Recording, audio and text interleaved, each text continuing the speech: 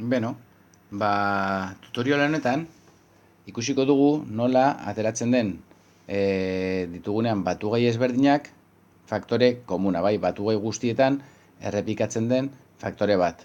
Ikusiko dugu lehenengo zenbaki arruntekin eta gero polinomioekin, bai, ze jakin badakigu zenbakiekin erabiltzen ditugun propietate berdinak polinomioekin erabili ditzazkegula. Polinomioak azken finean bakarrik direlako letrak eta zenbakiz osatutako eragiketak, baina letrak zenbakiak errepresentatzen dituzte, beraz, propietate berdinak erabili daitezke. Bueno, guazen zenbakien adibidetxo bat ikustera. Adibidez, ni baldin badukat holako hiru batugai, 8 gehi, sortzi gehi lau gehi 6 adibidez. Vale, noa ikustera hiru batugai hauetan, lehenengoa, bigarren da hirugarren honetan, zer daukadan amankomunean, bai? Horretarako, batugai bakoitza beti komeni zaigu faktorizatzea. Orduan, egingo duguna da, lehenbizi, 8 faktorizatuta da 2 berriru, bai? Edo, jarri dezaket bestela, 2 bider bi, bai? 2 berriru. Lau, orduan gehi, laua zer da? 2 bider bi, bai? Eta 6 zer da? 3 bider bi. Horrela ditut, hiru batugaiak faktorizatuta. Eta zer ikusten dut daukadala amankomunean batugai bakoitzean? Hemen lehenengo batugaian gutxienez biko bat badaukat, hemen beste biko bat, eta hemen beste biko bat. Beraz, biko bat amankomunean atera dezaket kanpora, batugai guztiei biderkatzen. Eta lehenengo batugaian zer geratzen zait? Lehenengo batugaian geratzen zait 2 bider bi. Orduan, 2 bider bi, lau. Gehi, bigarren batugaian geratzen zait biko bat. Biko bat, gehi. Hirugarren batugaian hiruko bat geratzen zait. Orduan, gehi, hiru. Bai? Bale. Eta, nik egin dezakedana da, frogatzeko, ikusi, honen emaitzak eta honen emaitzak berdin ematen duen, berez bai. Bale? Guazen frogatzea, 8 gehi lau gehi 6, 12 eta 6, 18. Bale, beste aldean, lehenengo parentesi barruko egingo dut, lau gehi bi, 6 gehi iru, bederatzi. Eta guztia bider bi. Beraz, honek ere ematen dit, 18. Beraz, banatze propietatea aplikatu daiteke, bai?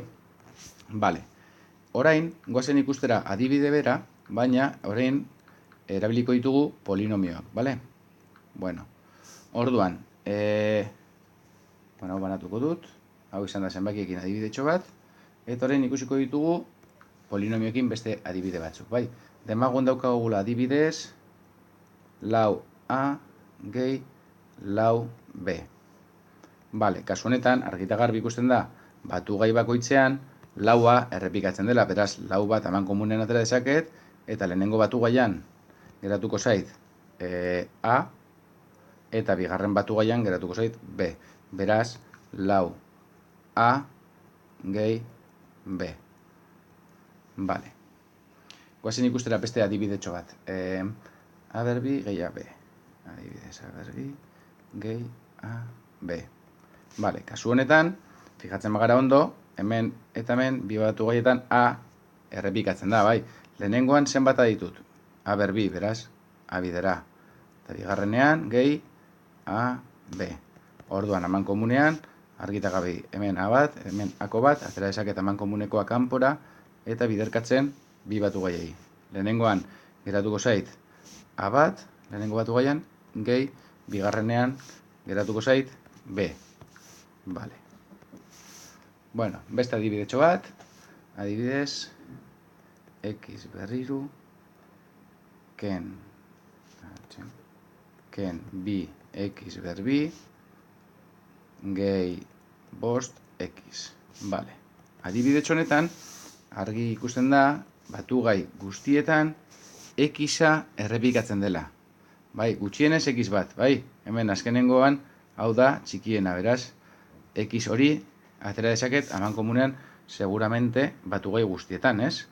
Orduan, aterako dut, x bat, biderkatzen batugai guztiei. Orduan, lehenengo batugaian, zer daukat? X ber iru.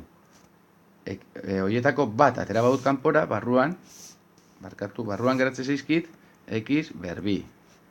Ken, bale, ze ken daukat hemen, orduan ken, bigarren batu gaian, zer daukat, bi, x ber bi, x bat atera dudanez, barruan geratuko zait, beste x bat, eta bia geratzen da, dagoen moduan, bi, x beraz.